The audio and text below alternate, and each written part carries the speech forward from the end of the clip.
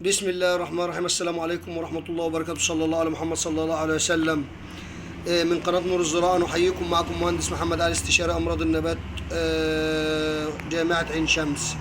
نتكلم النهاردة عن زراعة وإنتاج البطاطس من البداية حتى النهاية. أول شيء هنحرث الأرض حرث جيد، هنسوي الأرض، هنحرث الأرض من 2 إلى 3 حرثات.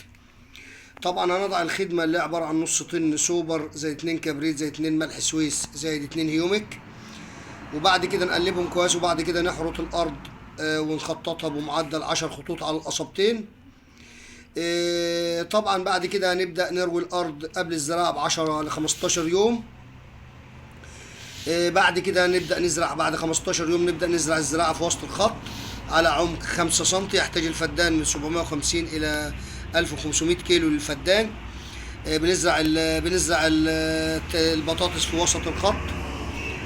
طبعا بعد 15 يوم من الزراعة بنفرد الشبكة ونروي الراية الأولى بعد 15 يوم من الزراعة، أو من 15 إلى 20 يوم. طبعا بنبدأ نسمد أول تسميدة خفيفة في أول راية عبارة عن 3 كيلو هيوميك. طبعا دي عشان تنشيط الزراعة. وبعد 15 يوم من الزراعة برضه هنبدأ نرش رشة حشري على الأرض، أو رشة بعدها رشة كبريت ميكروني للوقاية من الأمراض الحشرية والفطرية. طبعا نبدأ بعد المسافة دي نبدأ نحرث الأرض بالمحراث البلدي. طبعا ونشيل الخط الشبكة، ونبدأ نحرث بالمحراث الأرض، ونبدأ نخلي البطاطس في وسط الخط. طبعا في الفترة دي هيبقى بدأ البطاطس في الإنبات من 70 ل 80%. بعد كده نثبت الخرطوم أعلى الخط. طبعا التسميد البطاطس في أول رية بندي رية حوالي نص ساعة، بندي حوالي 4 كيلو هيوميك مع شكارة يوريا.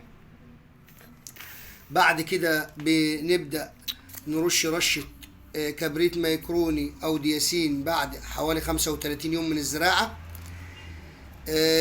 نبدأ نرش رشة كالسيوم فطري. تاني حاجة بنرش رشة كالسيوم أو بالتبادل مع الرشة الفطري. تاني رية نحط نترات وماب ومغنيسيوم مع بعض. تالت رية هنحط فوسفوريك. رابع رية هنحط نترات كالسيوم 15 كيلو نترات كالسيوم مع 2 نيتريك مع ربع كيلو برون. رشة حديد زنك منجنيز عناصر. بعد كده الرية اللي بعدها نحط الماب والنترات. الرية اللي بعدها نحط 10 لتر فوسفوريك للزراعة. الرية اللي بعدها نحط نترات كالسيوم. الفدان بيحتاج إلى 100 كيلو نترات كالسيوم. بعد كده طبعا هنسمد 2 نترات مع مرة 2 نترات ومرة نترات كالسيوم.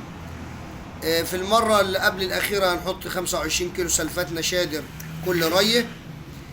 بعد كده نبدأ نشغل السلفات النشادر اللي هي الملح. في قبل الأخير طبعا هنستخدم البوتاس للتحجيم. بعد عمر من 80 إلى 90 يوم طبعا نوقف الزراعة، هنوقف الري. والأرض بنمنع الري قبل الحصاد ب15 يوم، ونبدأ نقص أو نقطع العرش قبل الحصاد بيوم. والسلام عليكم ورحمة الله وبركاته.